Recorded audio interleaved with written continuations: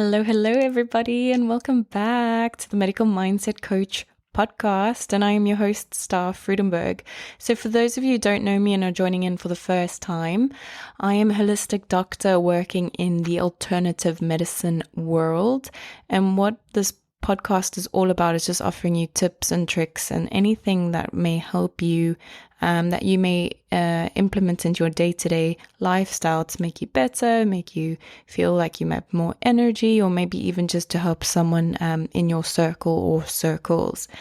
So for today's episode, I just want to really just be quite straightforward, and I just want to talk about plant-based milk. So for people who don't know what that is, because there are a lot of people who still just sort of have the programming, if you will, about the only milk that you get is from a cow. But that is not the way of the world at the moment or anymore. And it seems more and more people are becoming accustomed to the new way of just getting plant-based milk.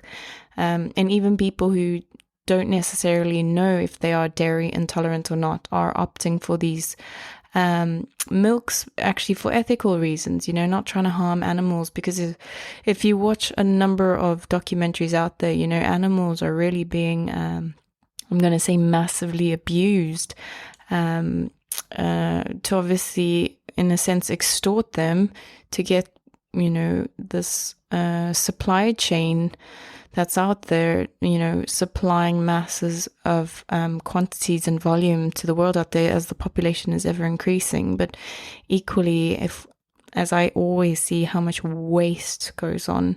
So, if we start doing things differently, and if, in a sense, I'd even say more traditionally, because, caveman style, people were hunters, or the hunter-gatherers, were eating plants, seeds and fruits, and just sort of going a little bit more traditional. People are seeing really, really, really great health benefits. And then just from the psychological aspect, really good feelings, I suppose, just doing something more ethical and, in a sense, taking away from the capitalists who are high up on the food chain, hurting animals, other sentient beings just like us.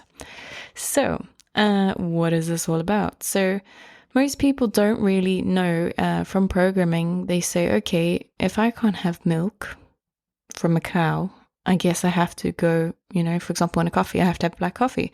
But no, that's not the reality. If you do test intolerant, which you can do, or allergic, a blood test or through me, or obviously through anyone around the world that obviously has the tools and capabilities and skill sets to do so. You don't have to rule out some yummy, delicious food groups from your diet, maybe like cereal, maybe having in your tea, or making it in cakes, or, anything that may require milk in the recipe. So most people say to me after they have a test or tests done that they go, okay, well, what do I do? So what's the next step? So this is really the motivation behind the episode. So I have personally tested intolerant for dairy a number of years ago. And it's been really, really interesting to sort of watch the trend of how, I would even say the evolution of more and more milks that are coming into the store. Because there's some new ones that I'm trying, and I'm always like, oh, let's try this. And you just think, oh, that's pretty good, or, oh, that's really not nice at all. And highly, don't recommend it at all. But anyway, we won't go about brands or anything like that, because maybe that's a little bit mean, but just trying to be honest. So I thought to kickstart, on this note, is actually a very famous British comedian called Jack Whitehall, who did a little snippet in his recent upload on his Netflix special, talking about this. So I thought, in the taste of good humor, as I always love to add and be funny, I'll just play this for you to just give you a little giggle, and then we'll get straight on into it. This is the world that we live in. We have to care about everyone's feelings, everyone's tolerances, everyone's intolerances, everyone's dietary requirements. I'll tell you where it's gone too far, and I have to be the person to say this. For the love of God, we have got enough milks now. Would everyone stop milking shit?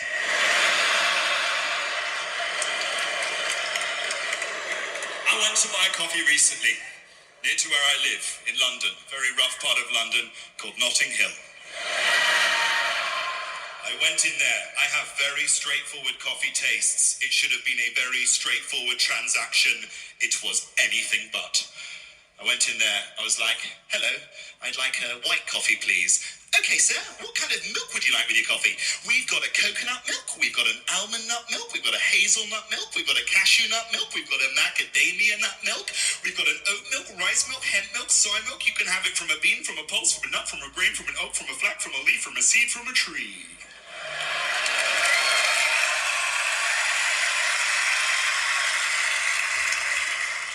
I'd like it from a nipple, please. I don't care what type of nipple, preferably a cow's, but I'm not fussy. I'll take it from whatever nipple I can get. She looks at me like I had requested it from hers. Like I was the weirdo. I'm not the weirdo. You're the one that's in the back of the shop with your little friends milking fucking cashew nuts. You're the freaks, not me. I do not for one moment doubt that lactose intolerance is a very grave and pressing issue for humanity. But lest I remind you, we currently don't have a cure for cancer, and there are 12 readily available milk substitutes on the market, which I would argue is 11 more than we need.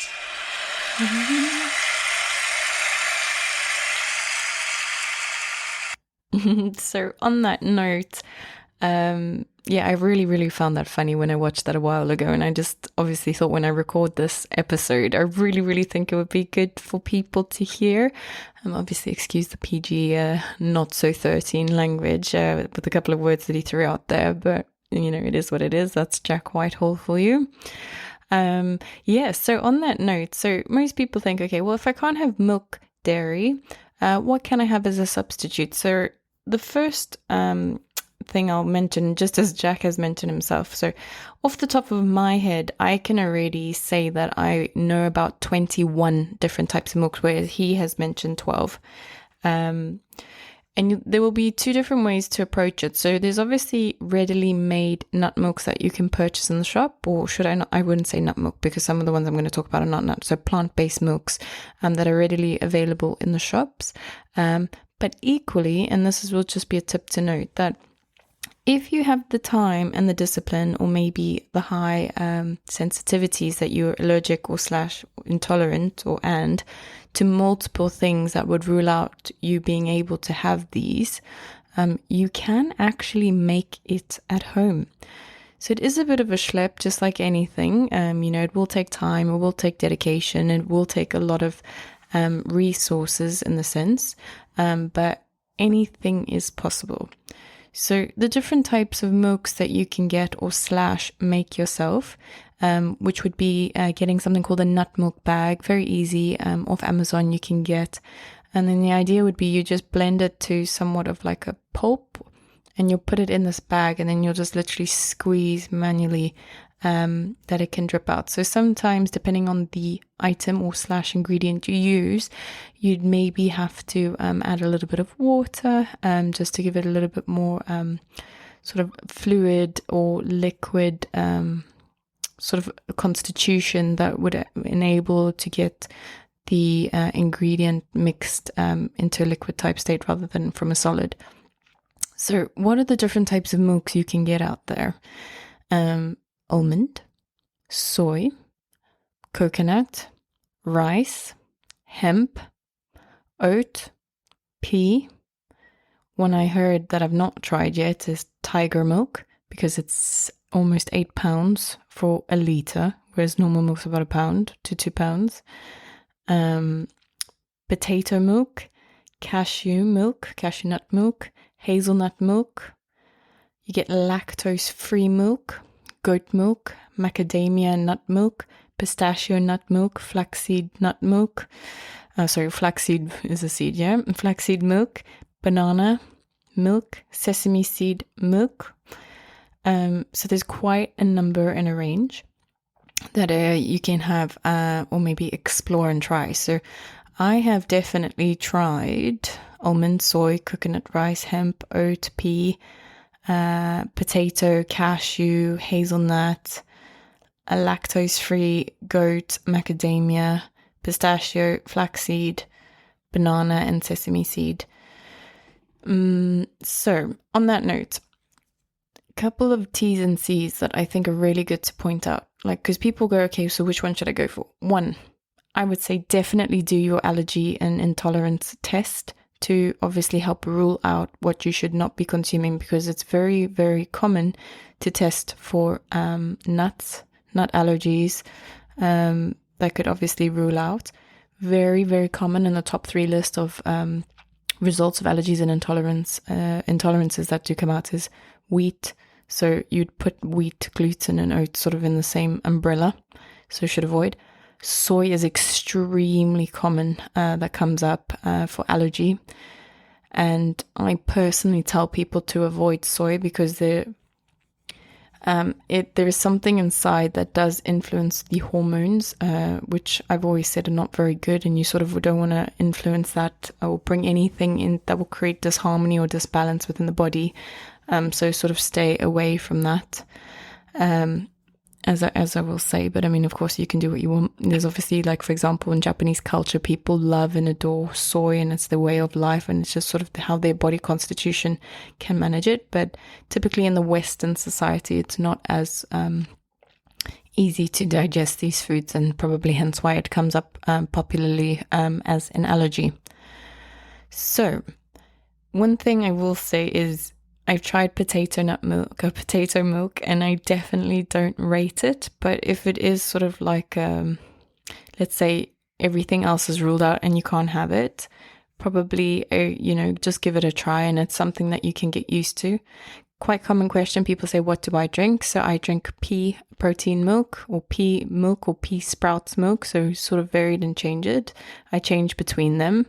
And then very seldomly I'll have oat milk. So what I will say is, if you're going to choose a milk, definitely look for the barista version of milk, because barista version is normally more lush, more thick. It's what they use in the shops when you go for a takeaway coffee or tea or whatever, or a hot drink really. It's thicker, it adds more volume, it's got a better texture, and even flavor as well. So I highly recommend it. If you're someone who is conscientious about weight, you can get different versions of the milk itself. So sweetened, unsweetened, or no sugars, that kind of thing will be on the label. So obviously bear in mind for that. Also, calorie... if we're talking calories now, a lot of the milks are not that high in calories. The only one to note is about oat.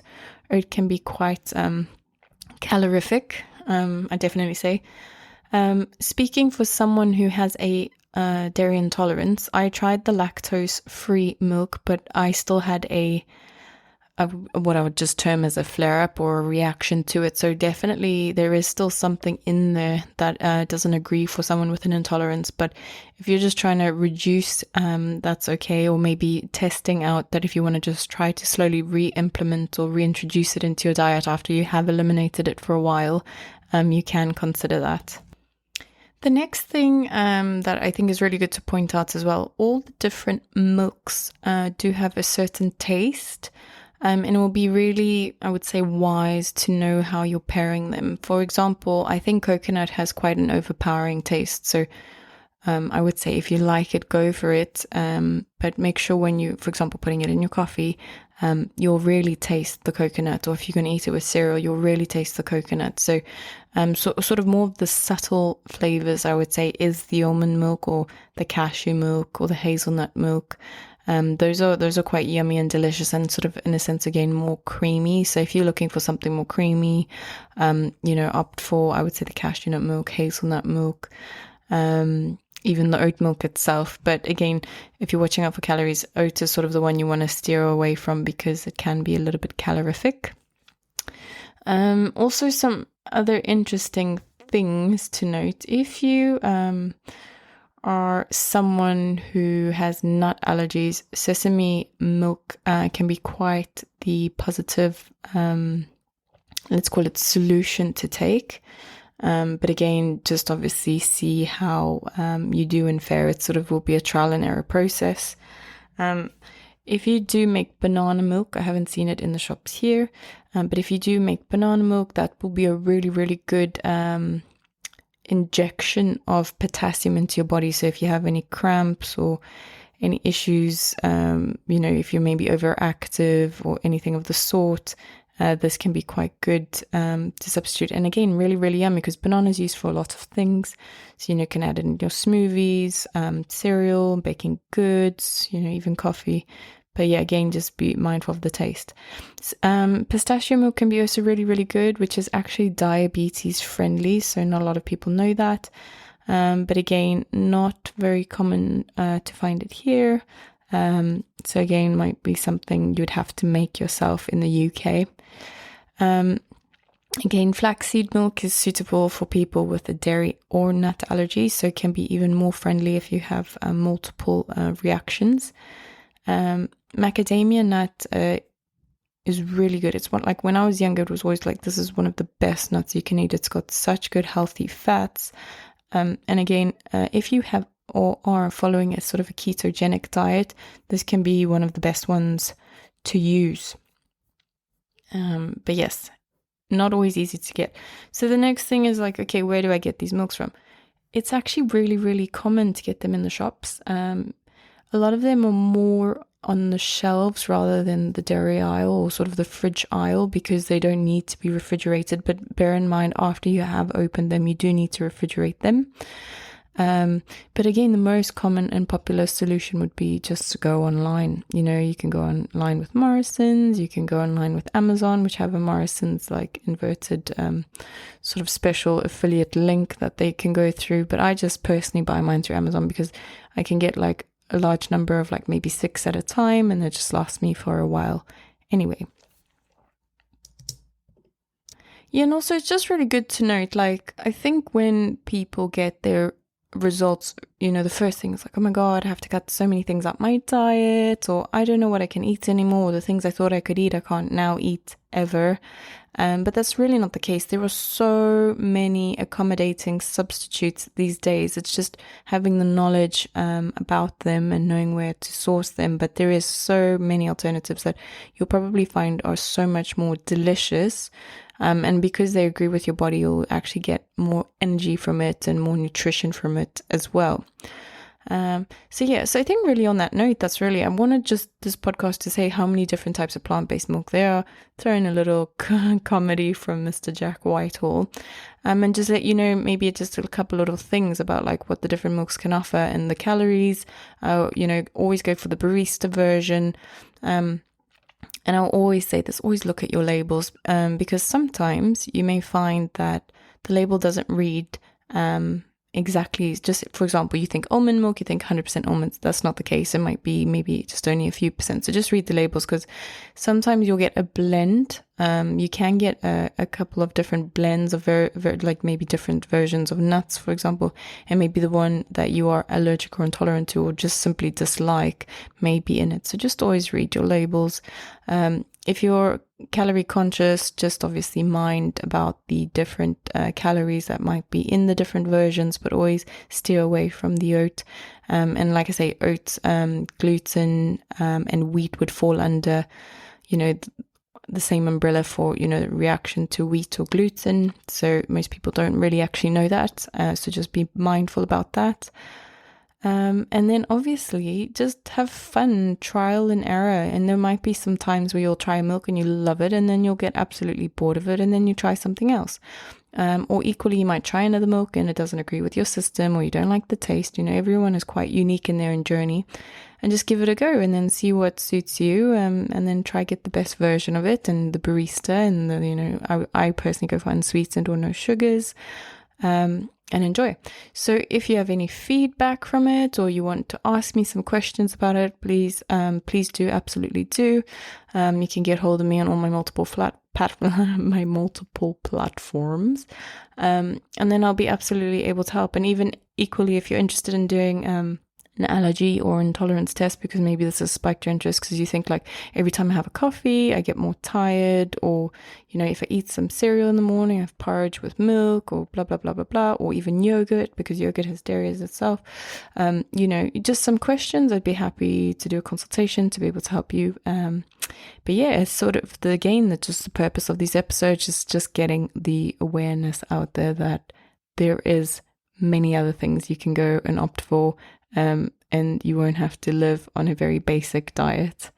All right, so on that note, I'm going to wish you super lovely day wherever you are in the world, or evening, and I will be back with the next episode, so stay tuned for what that might be. Bye.